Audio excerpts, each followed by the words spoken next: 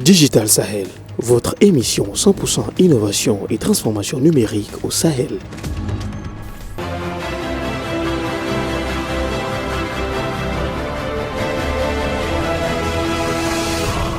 Bonsoir à toutes et à tous et bienvenue dans ce nouveau numéro de Digital Sahel, le magazine d'infos et d'analyse du numérique au Niger et dans le Sahel.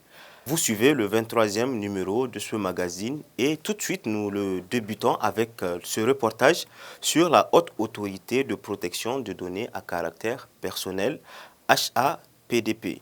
C'est une institution étatique qui a lancé officiellement ses activités en juillet 2020 et qui a pour but, entre autres, de veiller à la conformité des traitements de données à caractère personnel. Qu'est-ce qu'une donnée personnelle? Où est-ce qu'on laisse habituellement nos données personnelles? Quel est le rôle et les missions assignées à la Haute Autorité de protection des données à caractère personnel? C'est entre autres questions auxquelles vous aurez des réponses dans ce reportage. Suivez.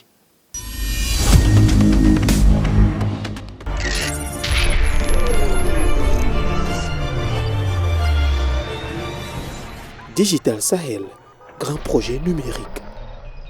Dans cette ère numérique, marquée par la montée en puissance des outils de communication, la protection des données à caractère personnel revêt d'une importance capitale. Pour assurer une protection efficace de la vie privée et des libertés individuelles dans l'environnement des TIC au Niger, la Haute Autorité de protection des données à caractère personnel au Niger, HAPDP, une autorité administrative indépendante, est chargée de veiller à la conformité des traitements des données à caractère personnel. Mais bien avant, qu'est-ce qu'une donnée personnelle? Une donnée personnelle, c'est toute information, donc quel que soit son support en fait, que ce soit un support numérique, que ce soit l'image, que ce soit la voix, donc relative à une personne physique identifiée ou identifiable. Donc ces informations-là font référence directement ou indirectement à un numéro d'identification et avec plusieurs éléments spécifiques donc, qui sont propres à l'identité ou à certaines spécificités de la personne. Donc ce sont des éléments caractéristiques qui permettent d'identifier une personne.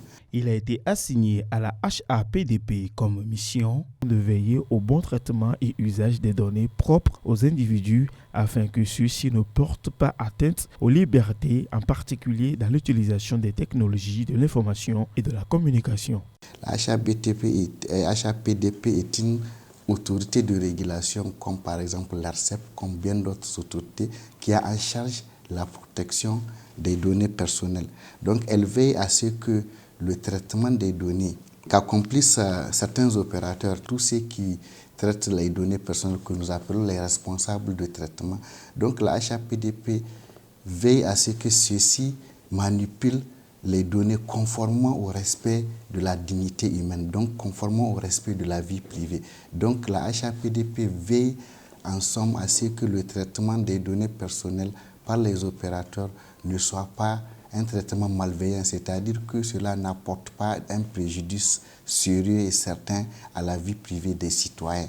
Le cadre légal nigérien définit les données à caractère personnel comme l'ensemble des informations permettant d'identifier directement ou indirectement les personnes à travers un support informatisé ou non, comportant des informations fournies volontairement à l'occasion d'une prestation de service quelconque auprès d'un opérateur public ou privé. Dans ce cadre, la HAPDP, composée de membres multipartites, joue le rôle de régulateur et conseiller afin d'assurer le bon traitement des données personnelles dans le strict respect des dispositions de la loi. Imaginez par exemple quand vous partez dans une banque, vous allez laisser vos noms, vos prénoms, votre numéro de compte et bien d'autres données qui vous sont personnelles. Si par exemple votre banque ne met pas un dispositif sécuritaire assez performant pour les protéger, elle peut être victime d'un piratage. On peut rentrer dans vos comptes, on peut pirater votre image, on peut l'utiliser à des fins malveillantes, plutôt. Donc tout ça là, nous attirons l'attention de ces responsables-là à travers certains outils de conformité, à travers les conseils que nous leur donnons. Le croisement de toutes ces données peut aboutir à une exposition de l'individu au détriment du respect de sa vie privée au profit de l'administration, des opérateurs de télécommunications, des organismes de santé, des banques, des assurances, de la grande distribution et des entreprises de services. La HAPDP joue dans ce contexte son rôle de réglementateur. La haute autorité a été conçue de sorte qu'elle soit une autorité en même temps de régulation, mais aussi de conseil. Donc, quand vous partez même de sa composition, vous allez voir qu'elle a été instituée de sorte qu'elle puisse aussi, avant d'être répressive, qu'elle puisse d'abord être formatrice, qu'elle conseille d'abord. Oui, qu'elle ait une mission plus pédagogique d'ailleurs que répressive. C'est pourquoi, donc, entre autres membres, nous avons un représentant du président de la République, un représentant de la primature, donc du Premier ministre, un représentant de l'Assemblée, un représentant donc, de la société civile, un représentant des deux hautes juridictions, notamment la Cour de cassation et le Conseil d'État. Nous avons un représentant des ordres professionnels, comme le barreau et l'ordre des médecins. Donc c'est ça qui fait en réalité les 9 membres qui constituent notre conseil de régulation. Donc nous, en tant que structure opérationnelle, nous les accompagnons et dans ce travail-là. Donc ils se réunissent normalement en session, donc 3 mois, et chaque 3 mois, donc chaque trimestre. Et ils peuvent aussi se réunir en session extraordinaire. Donc c'est pourquoi les opérateurs qui nous saisissent donc, des demandes d'autorisation ou de transfert, donc leurs dossiers sont traités à l'occasion des sessions des membres de la HAPDP.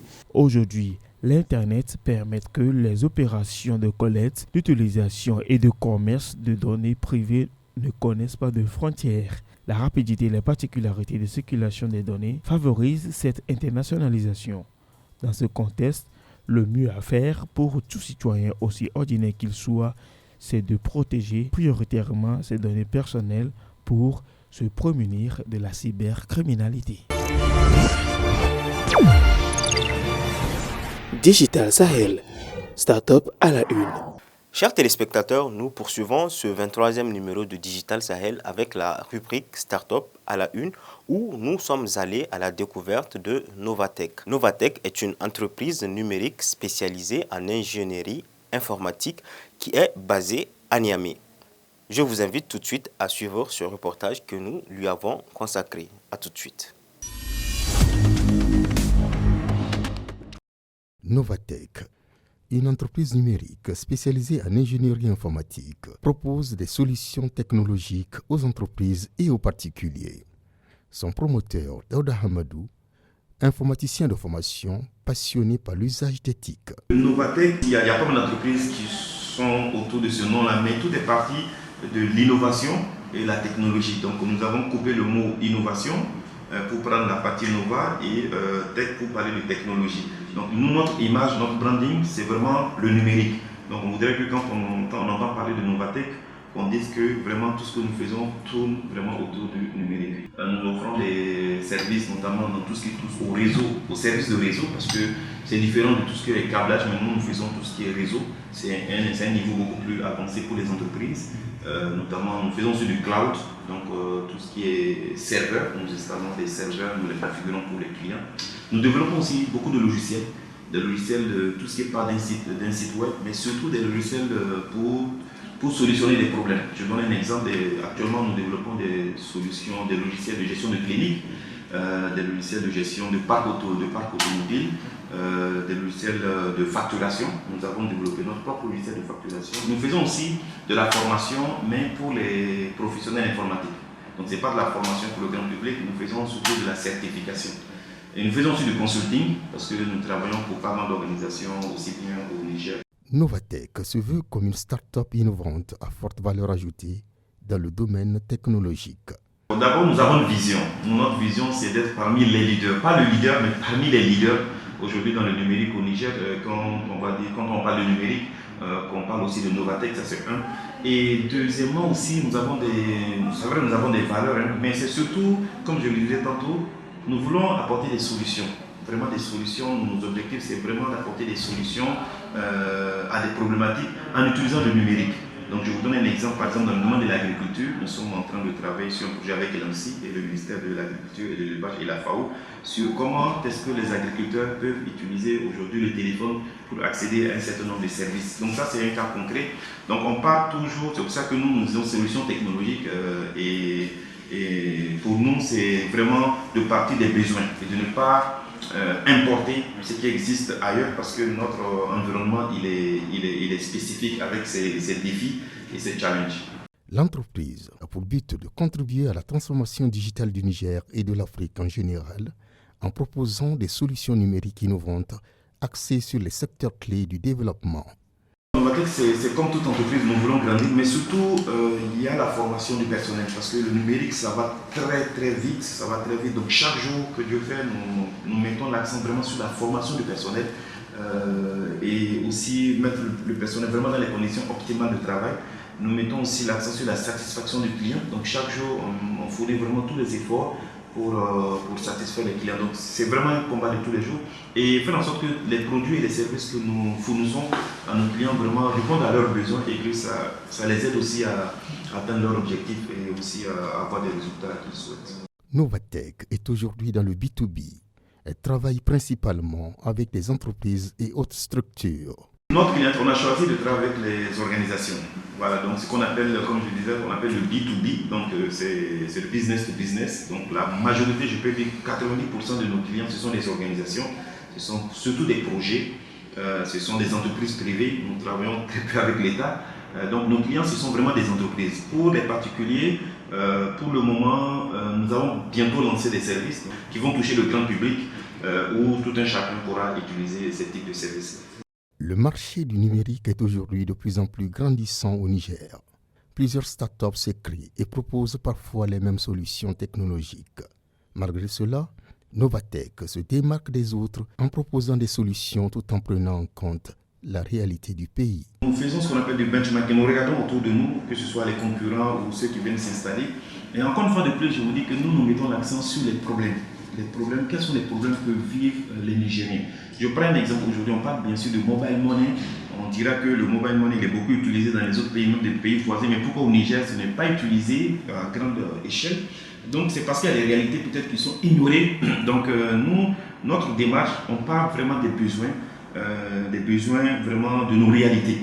Donc on essaie de se différencier en ne faisant pas de copier-coller parce qu'une application, une solution marche ailleurs. Forcément, donc notre démarche, on prend le temps vraiment d'écouter le client, de savoir exactement quels sont ses problèmes et comment est-ce que nous pouvons apporter des solutions adaptées à nos contraintes, notamment financières, les contraintes de connectivité. Et voilà, et on fait tout pour être vraiment le plus agile possible. Conscient de l'importance et du rôle du numérique dans le monde d'aujourd'hui, le Niger vit sa transformation du numérique. Daouda Hamadou nous dit ce qu'il pense de cette transition au Niger. Depuis 2001 que j'ai commencé ma formation dans ce domaine, je peux dire qu'il y a beaucoup d'évolutions. Certes, il y a beaucoup de choses à faire, mais aujourd'hui, quand on prend le taux de pénétration, ne serait-ce que du mobile, parce qu'aujourd'hui, je pense que le mobile, c'est l'une des grosses parts, l'une des gros parts du marché. Je pense que côté mobile, il y a eu beaucoup d'évolutions, pas seulement qu'au Niger, mais on peut regarder un peu partout en Afrique. Mais au Niger particulièrement, l'adoption du mobile va très vite. Il y a peut-être 5 ou même peut-être plus 10 ans, disons, au Niger, où posséder un téléphone, c'était véritablement un luxe. Et vu les coûts, même les coûts ont vraiment baissé. C'est vrai que côté entreprise, PME, il y a beaucoup de choses à faire parce que le coût d'accès aux mégas pour nous, des jeunes entreprises comme nous, est excessivement cher. Donc c'est l'occasion de faire aussi un plaidoyer.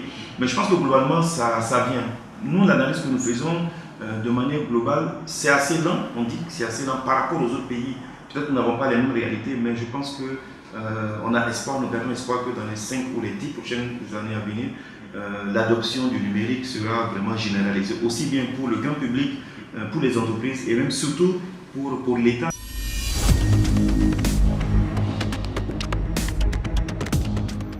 Chers téléspectateurs, voilà, nous sommes à la fin de ce numéro de Digital Sahel. J'espère que vous l'aviez suivi agréablement. Si vous souhaitez le révisionner ou visionner nos archives Digital Sahel, alors consultez notre page YouTube à travers l'adresse qui s'affiche en bas de votre écran. Nous sommes également présents sur les réseaux sociaux, notamment sur Facebook, Twitter et Instagram. Si vous aviez des questions ou vous souhaitez nous contacter, alors vous pouvez le faire via notre adresse mail qui s'affiche en bas de votre écran, mais aussi directement sur notre numéro de téléphone qui s'affiche également en bas de votre écran. Si vous êtes à Niamey et ses environs, vous pouvez écouter notre radio Challenge FM, la radio des entrepreneurs, la radio du Niger qui avance sur la fréquence 96.6 MHz. Merci de nous avoir suivis. On se donne rendez-vous dans 2 semaines pour un nouveau document. Au revoir.